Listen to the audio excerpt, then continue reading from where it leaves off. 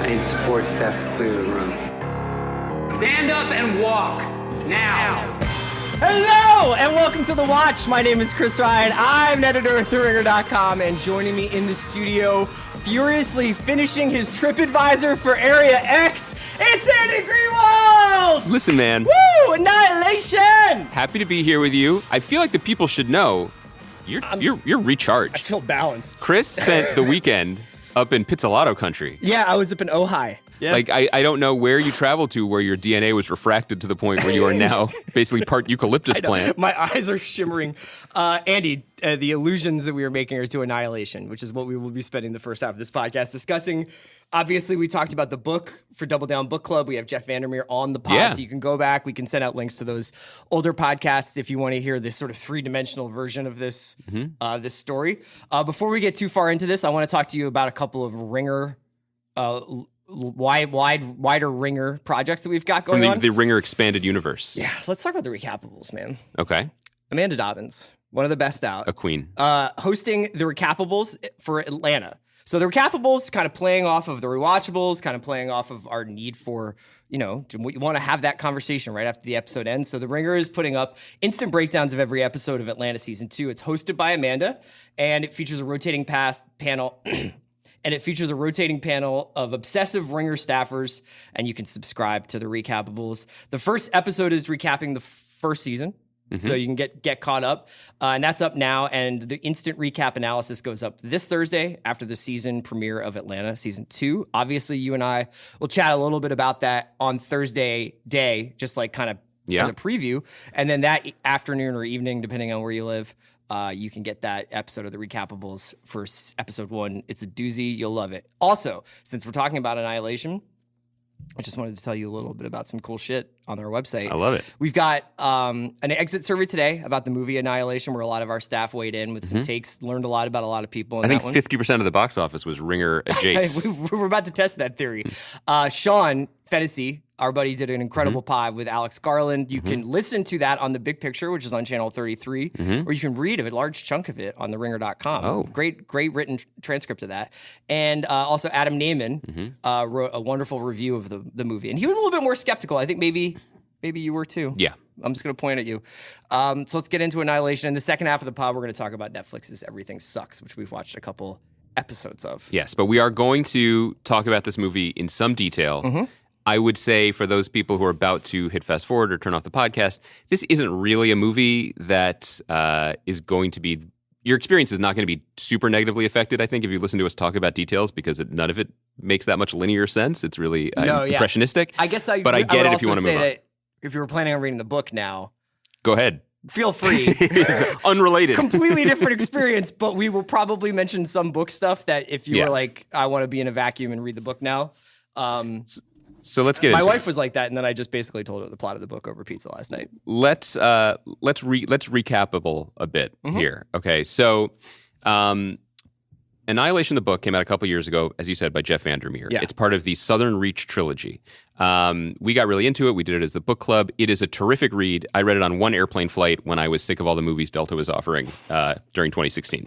I'm just like, people like to know where we are in the timeline. I mean, we started this talking about like getting our chi back centered. So you could talk about movies all you want. Don't say we to me, Brother Muzone. Okay, I have not reinvented myself to that degree.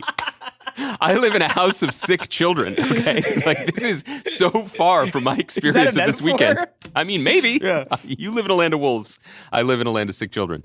The book is really immersive, really surreal. I think a lot of people read it and said, "Boy, I can't wait for the movie."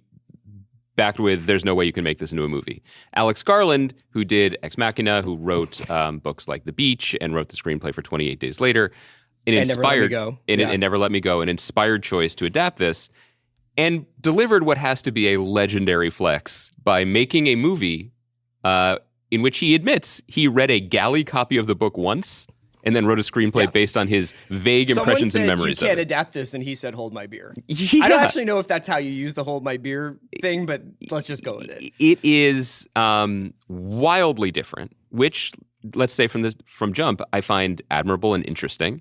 I think Jeff VanderMeer finds it potentially something else. Now we know why he was a little hesitant when we talked to him about it. So he had to have known somewhat. I mean, in Alex and Sean's conversation, Garland's like, I called him and I was like, this is my pitch. Yep. You know, and I don't know whether Jeff had any red light, green light I think optionality there, but I probably at that point it had sort of out of his hands. It had to have been a courtesy call, and I think his experience is his own, and he hasn't talked about it. But I'm sure it was like any artistic person's, which is at once, you know, it's its own thing. The book exists, but you have to feel a little bittersweet about it because it's transforming it to a potentially larger audience. That being said, I don't know that you could do a page for page adaptation of this. And I book. will say, going into it, I wish there was more of the book and maybe less of the book. I couldn't tell. Let's go big picture to start with. Yeah. It was heartening to see how many people responded to my tweet where I was like, I just saw a movie, let's all talk about it. And a lot of people, I think, assumed I meant, this is a great movie, let's go see it. I think this is a fascinating movie. I think this was a worthwhile movie. I'm excited to talk to you about it at length. I don't think this movie works, but I think that there are things in it, performances, visuals, the last 15 minutes in particular, that are so astonishing that they have stayed with me and are worth discussion. But I also think we can have, and maybe we should put this at the end of the conversation, a kind of larger meta conversation about how movies like this get made in 2018, why they get made, and what happens to them. Because I will say, as a fan of the book, as a fan of the material, as a fan of Alex Garland, I was really ready to cape up on this podcast and be like, how dare Paramount basically dump it? As we've alluded to, the movie did not get much promotion. Did the it movie was, not? I mean, because there are stars in it, you know, Natalie Portman did Saturday Night Live and Gina Rodriguez was on Maron's podcast. Like they were out there. Yeah. But it did not get a giant push. And Paramount also sold the movie for the rest of the world to Netflix. And so I was ready to cape up and be like, how dare they? This is art. You know, I'm so excited how for this. Dare they this could have been big. Paradox this thing. Exactly. Yeah. Honestly, and I say this not meaning to be critical of the film, I'm like, good job by you, Paramount. Like you got some money in the theaters and you sold this in the rest of the world to Netflix, so you got your money because this was never going to be a blockbuster. I don't know how you sell this movie because You mean to Netflix or to the audience? To the audience. And I think that Blade Runner 2049 had a similar problem in terms of at twice the length. That was also something that there was a group of people, albeit I imagine the crowd, the amount of people who were interested in Blade Runner outnumber the amount of people who were interested in the Southern Reach trilogy. Mm-hmm. But there was still a built-in audience who were probably like looking forward to Blade Runner coming out. How do you sell that movie without giving too much of it away, with enticing people to come with some of the more thrilling moments? So in Blade Runner, that would be, you know, hovercrafts shooting through walls. Harrison Ford's face. And Harrison Ford. Whereas, and in Annihilation, in some of the trailers, they gave away some of the biggest scares, or at least alluded to them. The Tessa Thompson getting yanked by the alligator, the bear woman. I hadn't seen any ads, so those got me. Those are good jump scares. Those are great jump scares, but that sets the tone for the movie. Going into this movie, I was like, interesting, they've decided to make this into a sci-fi horror movie. Yes, yeah. And I think my biggest point, and perhaps my biggest criticism of it, is that this movie, to me, existed in an uncanny valley between a mainstream sci-fi horror film and an art house film. Mm-hmm. And I think Garland's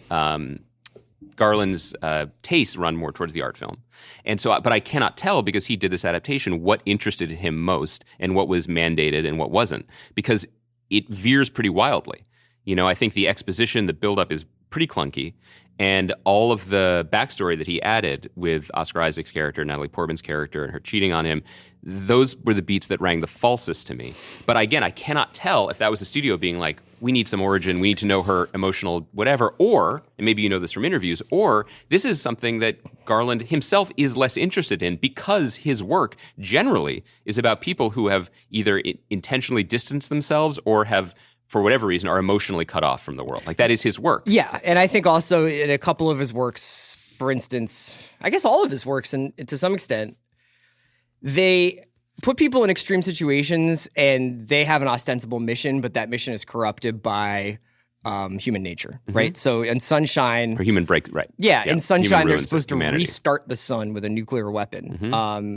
And Sunshine is actually what an elevator pitch. It's one of the actually all-timers. The inverse of this movie, where Sunshine is this incredible kind of philosophical tome with Cliff Curtis talking about how the sun and brightness is the opposite of darkness, and that's where we find God. And like if you were to die, getting roasted by the sun would be to actually like be transported into a higher plane of existence. Okay, all this stuff, and then it turns into a monster, and they have to fight the monster so that they can still drop the bomb to start the sun. This is the inverse. This is they fight the monsters in the beginning so that they can get to the philosophical stuff at the end. That's well put, yeah.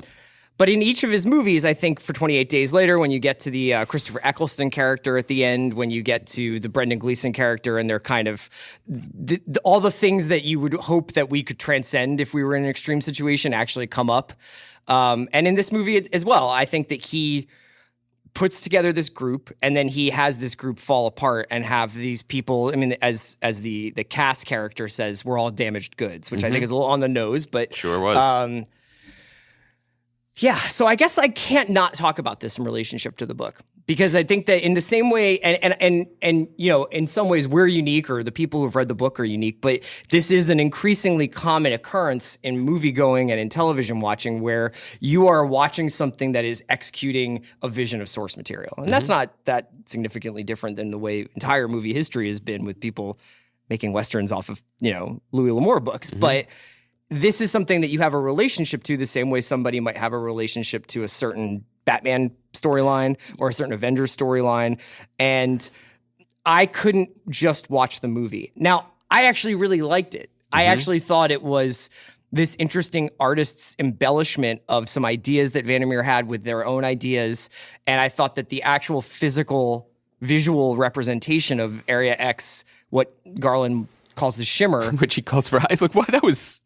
Why did Area X is pretty cool. Area I don't know X why is a you cool name. But you know, you brought up some stuff about what Paramount brought into it, and there's some pieces online this week, you know, today about the original script that Garland had. Oh, okay. And more than anything, I think it had more of the stuff that you didn't like. There was more King, apparently. There was more Southern Reach, but Southern Reach as this nefarious agency that was imprisoning Lena, whereas in the book, it's entirely voluntary. Yes, she volunteers, right?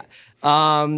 And there's some other stuff about like framing devices and character deaths that we don't have to get into, but that makes sense to me. Garland tried to, you know, he talks about Trojan horsing. I mean, like he tried to Trojan horse it. This is what people do. And your point is well taken. People have attachments to the way they encounter material first. That's always the case. And I always want to be an advocate for someone having their own way into something. What I think is a little disappointing just from jump is that what VanderMeer does, which is particularly unique, is that the story is essentially about, maybe it's alien, maybe it's whatever, but Earth is reclaiming itself. It's a biology-based story. She's a biologist. It's a story about Earth sort of reclaiming something from what was taken from it, from man.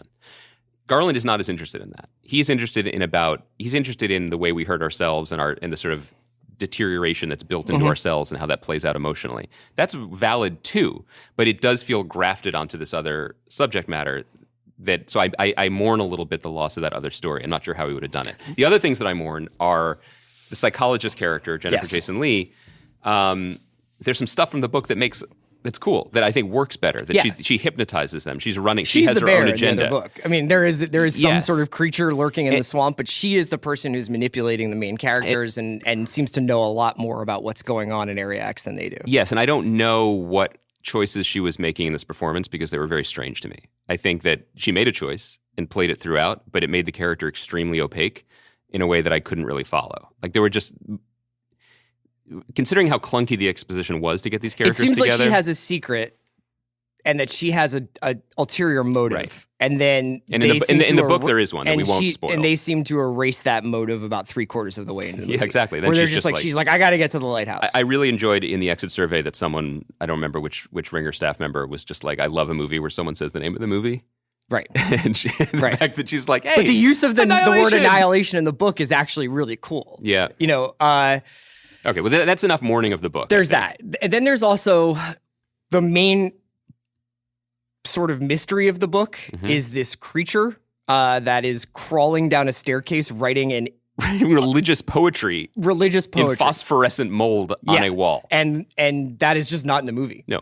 The whole tower thing, the whole bunker. This tower that's also a staircase. So it's a very interesting choice to just be like, Nate, I'm going to move on with this then. It's like he that's what looked he at the did. word annihilation. He's like, what if we annihilate ourselves? And, Yeah. I don't know why I'm just doing Sacha Baron Cohen as Alex Garland here. I thought this was new Chris. I was going to let it roll.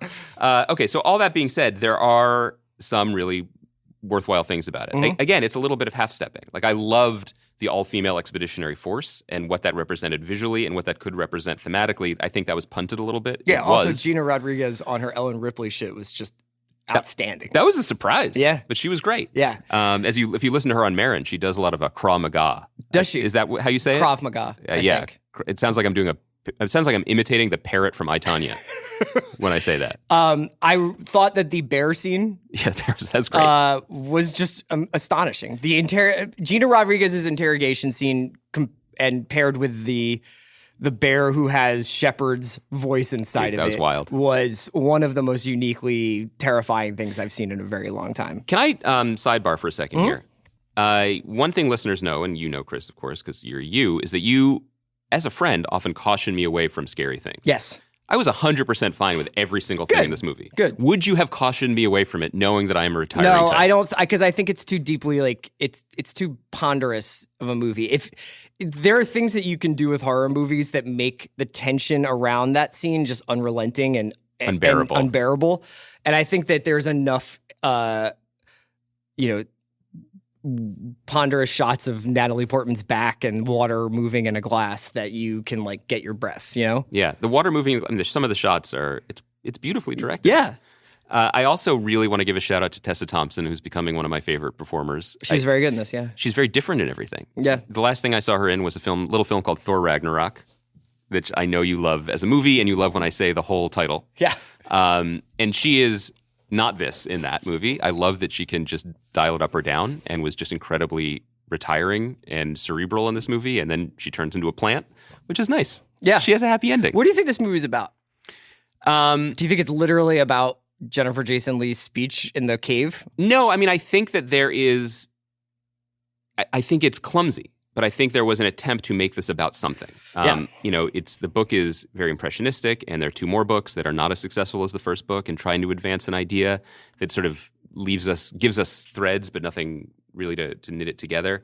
I think it's about those various monologues about how deterioration and annihilation is built into us, and how do we respond to it? Yes. Why do we destroy things that we love? Why do we destroy ourselves?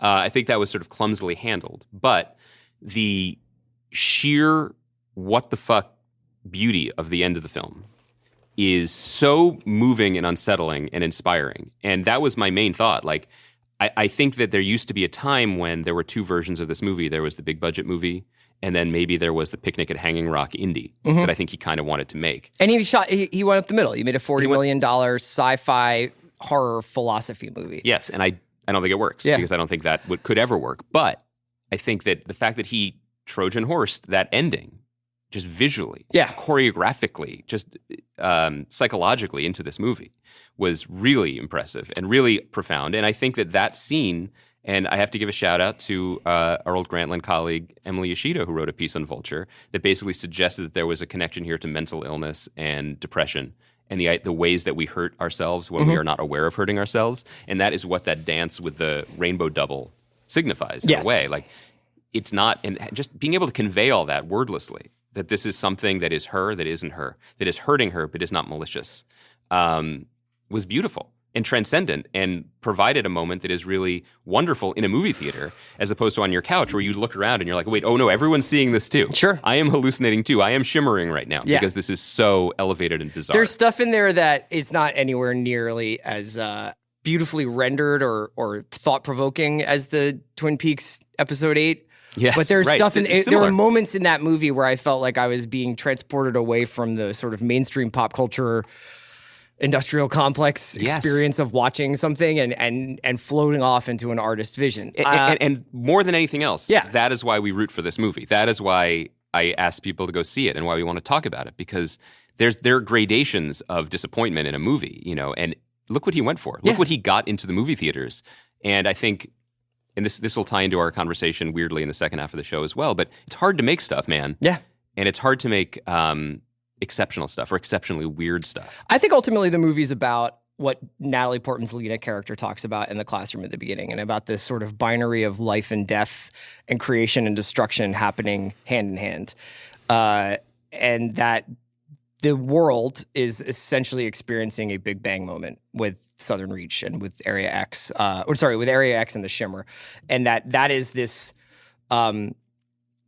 this act of creation that transcends whether, like, the big thing that keeps coming up is like, what does it want? What does it want? It's like, well, what if it doesn't want anything? Yeah, creation doesn't want. What are we putting There is onto not a it? psychology or a villainy to creation or to mutation or to evolution. It's just something that's happening. And I haven't quite bothered to piece together what the Oscar Isaac's character is named Kane. He kills his brother, quote unquote, with the phosphorescent grenade, and then goes off. Himself, yeah. Yeah, I mean, kills himself, but it's like there's a Cain Abel thing happening in there, and then this idea that they've gone out and maybe they're going to create a new world together.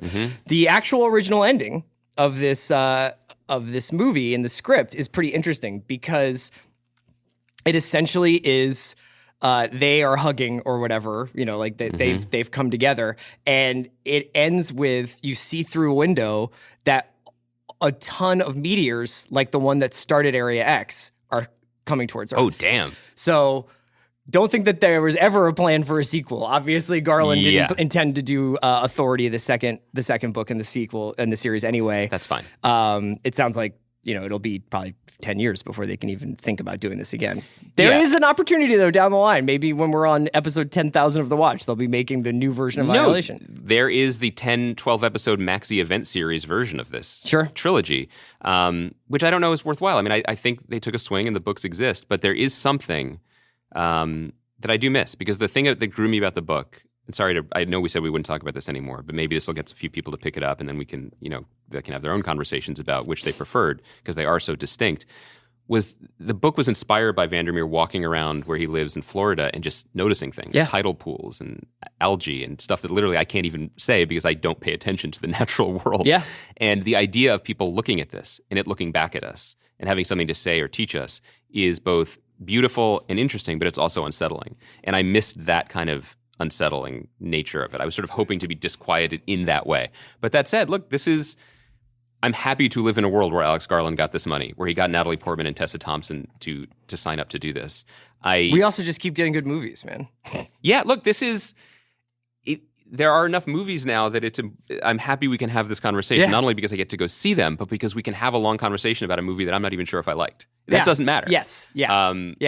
And this is an interesting segue to go into our next conversation, which is about Netflix's Everything Sucks, because I think that we're going to get into a little bit of the relationship between having misgivings about a movie and having that be a contained experience versus having misgivings about a television show and being like, and now I owe this show 4.5 to 12 to 15 hours of my life. Also, about why maybe you're right, movies are sneaky better right now.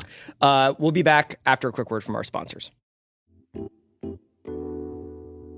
Today's episode of The Watch is brought to you by The Black Tux. Everyone wants to look as great as their date at a wedding or a special event. There's just like no way for you to spend the amount of time or money that she did shopping for her outfit. But TheBlackTux.com is your answer, with high-quality rental suits and tuxedos delivered straight to your doorstep. The Black Tux is the easy way to rent suits and tuxedos online. The Black Tux lets you create your look or choose from tons of stylist-selected outfits. Suits usually retail for $1,200, but at The Black Tux, they start at just $95. Expert customer care has your back every step of the way. It's completely done online. With the Black Tux free home try-on, you can see the fit and feel the quality of your suit months before your event. After ordering, your suit will arrive 14 days before your event. If anything is less than perfect, the Black Tux will send you a free replacement right away. When your event's over, you just drop the rental back in the mail. Shipping is free both ways. To get $20 off your purchase, visit theblacktux.com/watch. That's theblacktux.com/watch for $20 off your purchase. Theblacktux.com. Premium rental suits and tuxedos delivered.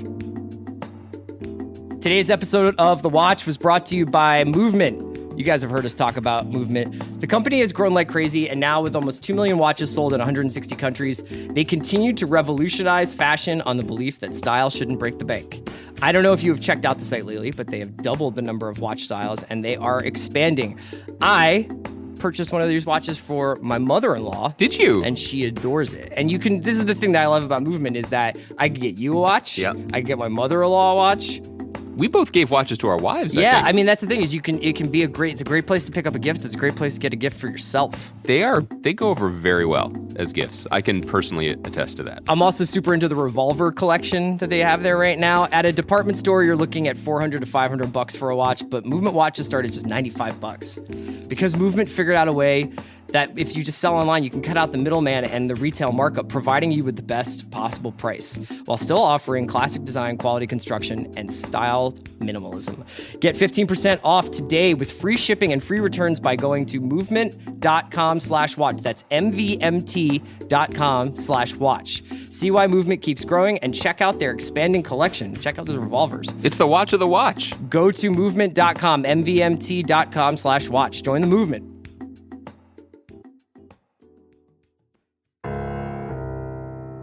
Andy, we're back. Let's talk a little bit about Everything Sucks, which is a show that a bunch of our listeners were definitely like saying, hey, can we hear you guys talk about this? It's from Ben York-Jones and Michael Mohan. It's on Netflix. It is a kind of a 90s throwback. I guess it's set in 1996. Yeah, some high school freshmen. Very in handheld, Oregon. Personable comedy, coming-of-age comedy in the vein of Freaks and Geeks. About a group of teens in freshman, sophomore year in high school in, as you said, in boring Oregon. It's got small town frustrations. It's got a lot of discovering yourself going on. Emotionally, physically as well. And it has, this phenomenal on-the-nose soundtrack that's kind of crammed into every minute of it. Shouts to Netflix's music sync budget. Good job. I've been wondering about this for a while. And maybe if somebody who knows something about music supervision, our buddy Anthony Roman might be able to help us with this question. But I feel like some rule must have changed. No, I think they're just because paying. there was a while ago, it was like I remember when I can't remember what it was like the first time I heard Zeppelin in a movie, or at least like it had been like 20 years since like Almost Famous or something. Right. And I was like, I can't believe David O. Russell had the money for this. And they talked about how like Plant and Page like allowed it to happen. Yeah, it's generally and that. now I just feel like every show has the first wave Sirius station on or whatever. Or Noel Gallagher's High Flying Birds isn't really as profitable as everyone needs it to be. Man's not hot. That's what I'm saying. Man's lukewarm. Man's fine. So I want to hear your take on this because yes, I've watched 2 episodes. Yeah. And I know that a lot of people have and I will probably continue to watch this show. Okay. A lot of people have been like, you gotta wait till episode, I think it's 5 or 6 for this to really get going. Yeah, look, it's fine. I don't like it, but it's fine. And I can see why people would like it. And I don't blame you if you do. It is well-intentioned. It is sweet. It has some nice performances by some young people, some of whom I think are probably bound for bigger things. But to me, this is a case study of we have too much TV. And it's self-defeating because we love talking about TV. It's great to have things to talk about. It's self-defeating because, I also try to make TV now and like there's so much of it. Yeah. and it seems counterintuitive to argue that there should be fewer shows. And yet I'm starting to think that in our conversations, we keep hitting this wall of B-, that things are good, they're fine. And I wonder if that has to do with the fact that there simply aren't as many good scripts as there need to be. There aren't as many good writers as there need to be. So you think it's a talent pool thing? I think it's a talent pool thing. I do, because there's a version of the show that gets chefed up a little bit, that maybe gets worked over some more, written up a little bit more, has a higher budget, not for the music, but for everything else around it. Maybe has a larger talent pool to cast the kids from because Stranger Things doesn't exist, or some of these other shows with kids don't exist, and it's a little bit better. Right now, I think it's fine. And by the way, I think for Netflix, that's fine. Because for the people, fine is fine. And good enough is good enough for Netflix. Because this, like much of their programming, scratches very specific itches. There's nothing wrong with the show. There's nothing offensive about the show. If you are looking for this type of feeling of young people finding themselves, if that ticks a box for you, if you are from this generation and you enjoy the nostalgia for it, it ticks a box for you. It is not expensive to make. But I'm starting to get frustrated that things aren't better. Yeah. Also, everybody's outfits in this show are now cool again. So you just so it's easy. Yeah, it's not the high-waisted jeans are just back. There's just I'm watching this and I'm like, I see that they want to be freaks and geeks, but extremely Lloyd Benson voice. Like I watch Freaks and Geeks. You are not Freaks and Geeks, and because it's trying to be that and falling short of it, both emotionally and comedically. I had the wrong reaction to a lot of it. There's a big set piece that ends the second episode where our lead character, and that kid is really talented, I think. I think he's Jahai Diallo Winston. I think he's really good. He's a find. In order to woo the daughter of the principal, whom he has a big crush on, Peyton Kennedy, who is discovering that she, in fact, might be gay, he hijacks the AV system of the school and makes a video starring him that's to Wonderwall by Oasis. And I couldn't stop cringing. I thought, not in the same way I would cringe if someone in my high school did this, but cringing in like, I wish they hadn't tried this, because I just thought it failed. It wasn't clever enough. It wasn't good enough. It just simply was. It literally was karaokeing an emotion that they were chasing, and it wasn't good enough. And you've let me be negative about the show that is otherwise very charming and well-intentioned, and I feel bad a little bit. I feel like I'm stepping on bunnies, but that aspect bummed me out. It's starting to get to the point where, I feel like it's almost like it's when you're watching sports, right?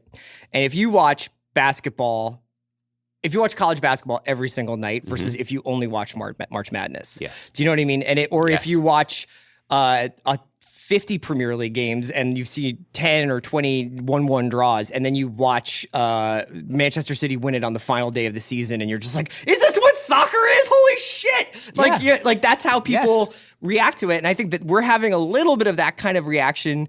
Obviously, like, we have different appetites for culture consumption between the two of us, but we've obviously been like sort of tilting a little bit towards like, well, let's talk about this movie. Let's definitely have like, and then with these shows, I think partially because there's just a huge stack of them to get through, we're a little bit more crusty. We're the old music critics who are like, this sounds like Dinosaur Jr. And I think that is somewhat of a disservice to the shows, but is actually partly pretty candid. Yes, I think it's candid. I think it's fair. Like, I think you have to work harder to break through now. Like, there's just too much stuff. And yes, there's like, I'm sure for every time I'm saying like Ozark is amazing, someone's like, well, what about X, Y, and Z show that does the same thing Ozark does, but better or worse or whatever. TV is becoming, in a way, what it always was, which is something that scratched particular itches at a certain time. Yeah. There will always be something exceptional, and that maybe wasn't the case before. But it is servicey in a way. And I think your analogy is correct. I don't watch college sports because I want to cherry pick. Right. I want to watch the best people do the best up against the best. Right. It used to be that the TV did not have that huge catalog, that huge library of content happening all the time from which you had to cherry pick. It used to just be like, well, there's only 10 shows on, yes, but and also, I like 4 of them. But also no one was dunking. Yeah. You know what I mean? Yes. It was like watching Penn Cornell in 1950. Right. It was like crisp chest passes. And then we had 5 years of guys who were really good. Yeah. And now we're like, oh, okay, they're the one and dones. And I think that we are running up against, yes, there's the diluted talent pool, but I think we also, as I alluded to, we're talking about services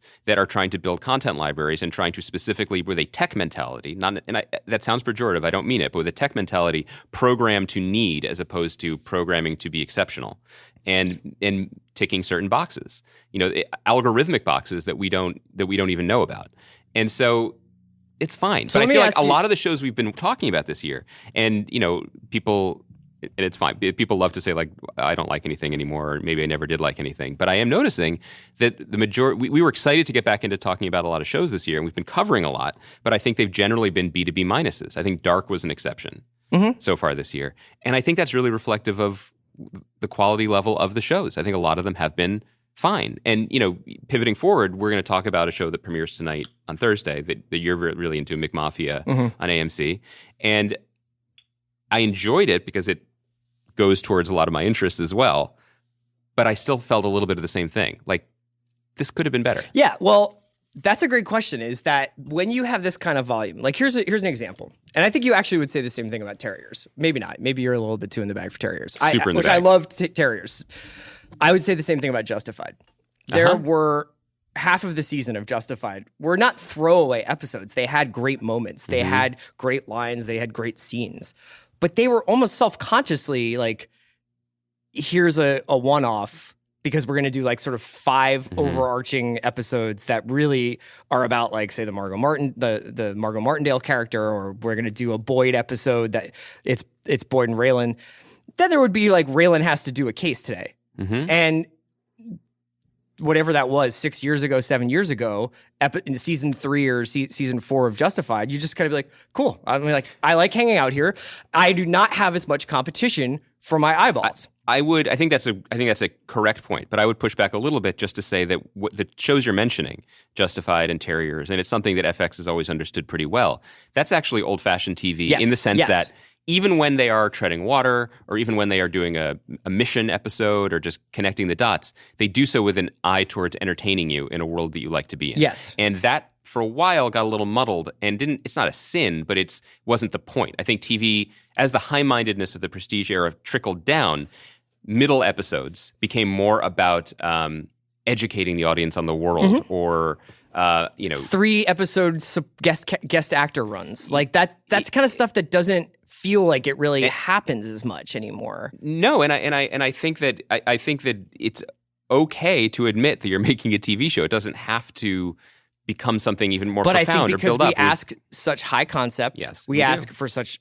incredible star wattage, and we ask for something that really delivers a reason to watch. Because one of the things that Everything Sucks is sort of trying to pitch here is like, hey, it's Freaks and Geeks, but it's the 90s, and we're really like investing in the cultural touchstones of the time period. We got slap bracelets, man. Yeah, and that's the concept, right? Otherwise, it's a pretty traditional dramedy, right?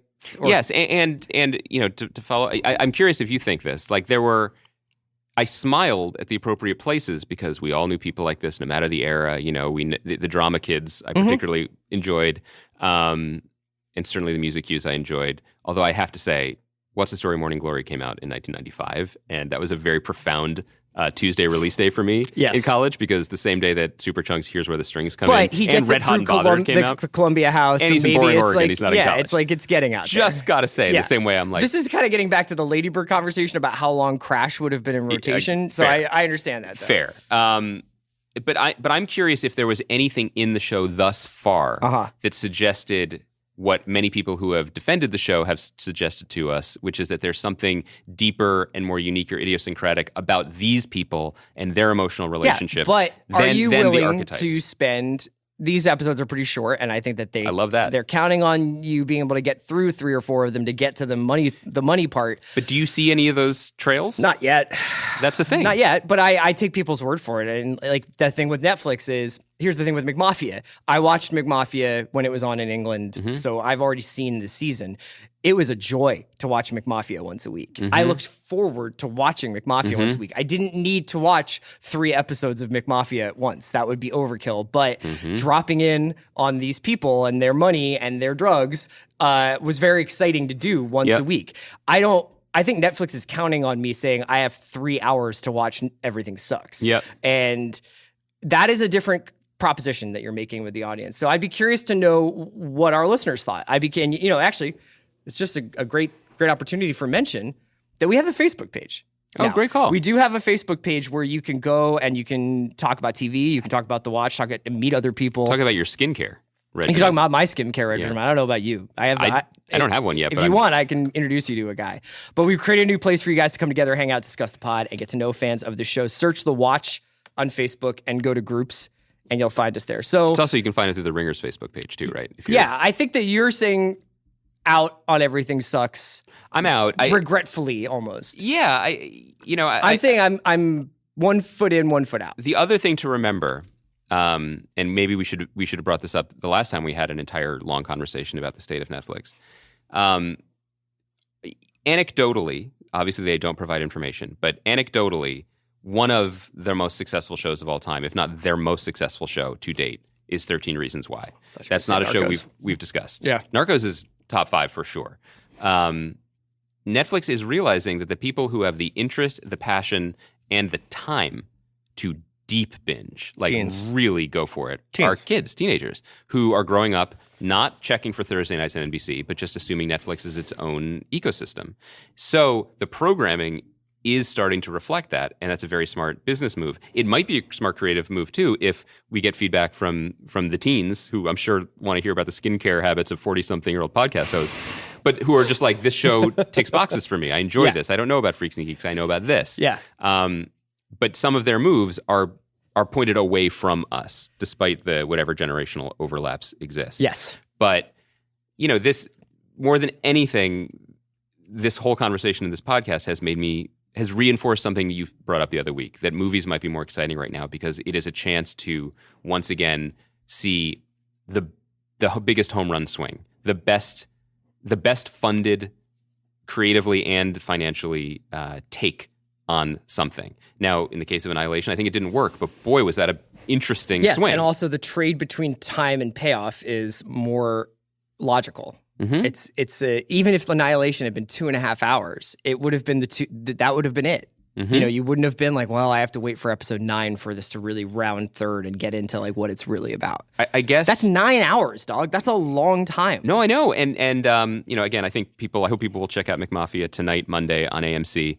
We can talk more about it later. But yeah, I just want to say, Andy's a little bit more reserved. I loved this show. We give the elevator pitch on that? Yeah, McMafia is just about a guy, a guy named Alex Godman, who is a hedge fund banker living in London. Very relatable lead. And he's a Russian immigrant, and his uncle and his father have a pretty apparent Russian mob ties, although he looks at himself sort of in the Michael Corleone way of being outside of that in the beginning of Godfather. I mean, not the second Godfather. Sort of different. What about the third? He looks at himself being sort of outside of their history and their legacy and their connections with Russia, and events transpire that draw him in to that world and the world of money laundering and drug smuggling. Those events transpire around the 35-minute mark of the pilot. Get David Strathairn playing an Israeli political fixer / And smuggler. by the way, where all my top of the Lake China girl heads at, because your man David Denchik, he doesn't have a long runway. Yeah. But he puts in work. And the waif, also from Game of Thrones. Oh, great call. Doing a great job as a kind of drugged up, champagned up Russian girl. It's not much of a stretch from what she was on Game of Thrones. Look, No. the conversation we should have is... Plays Alex Godman's sister. Yeah. Only to say this in the broadest possible terms is I think that this is an ongoing conversation even with us in terms of what we want from TV. Because there are moments when we are so gratified that television has become so micro-programmed to give us shows that just tick our boxes, that deliver the sorts of things that we're interested in, that we enjoy. And I mean that high and low. I mean that from the pilot of Ozark to the middle episodes of Twin Peaks where there's a 10-minute interlude of a guy sweeping the floor. I mean, these are micro-programs in a way, and they appeal to us. But I am also at the same time wishing that there were bigger swings still allowed. Now, often you do a bigger swing and you end up with Here and Now on HBO, which, by the way, shouts to HBO for basically convincing the world that this show doesn't exist. We haven't even mentioned it. If you HBO puts out 4 dramas a year, maybe. Yeah. They debut 1 or 2 at most. Yes. And this is a new show from Alan Ball, who did 6 Feet Under. It's Tim Robbins and Holly Hunter. And nobody has said a single thing. Except that this is like an abomination. Yes. Like, it is one of the worst shows in recent memory. And it is sort of like a fever dream of what everyone inside CPAC over the weekend listening to Trump's speech thinks that we're watching. Yeah. And maybe they're right and they have a point. But, this show has been ghosted. I know. No one... Is it coming back? I'm sure. First of all, I'm sure not. But second of all, really impressed by HBO and the regime over there, because when Vinyl came out, all the stories were like, "Oh, HBO's blowing it. Like, what is this big budget thing?" Here now, they were like, "Here's something that we're putting out," and everyone's pretending it doesn't exist. I know. They're bulletproof. If you want to read any of the stuff that we discussed from the earlier in the pod, like Sean's interview, Naaman's review, the exit survey, all that stuff will be in our show notes. We're going to try and include more links in there. Can I throw a non-ringer link in there? Manola Dargis's review of Annihilation in the New York Times was hewed very closely to my mixed enthusiasm. You and Manola. Maybe she should replace me. We're both LA residents. I'll just move to Ojai. Until Thursday. On Thursday, we're going to be talking about McMafia. We'll do a little bit of Looming Tower. And I think maybe catching up with Counterpart. Yeah, I'm catching up on Counterpart. By the way, we should all be catching up on Counterpart. That not only is it getting a second season, Betty Gabriel but back. This is what's so weird about TV. Yeah. Oscar season right now, Get Out, everyone's like, low-key, Betty Gabriel is the most amazing performance in that movie. Counterpart on Starz nabs her for season 2. Yeah. Get these actors, television. What are you doing? Why is good for Starz, but what are we doing? All right, see you Thursday. Great job, Baranskis.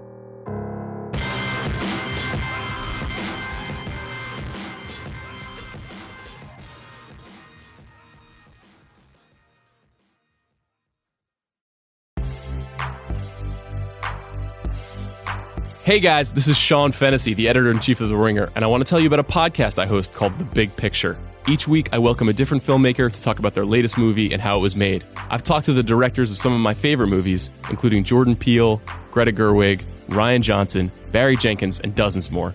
You can find new episodes on the Channel 33 feed every Friday by going to theringer.com/podcasts or by subscribing to Channel 33 wherever you get your podcasts. I hope you'll check it out.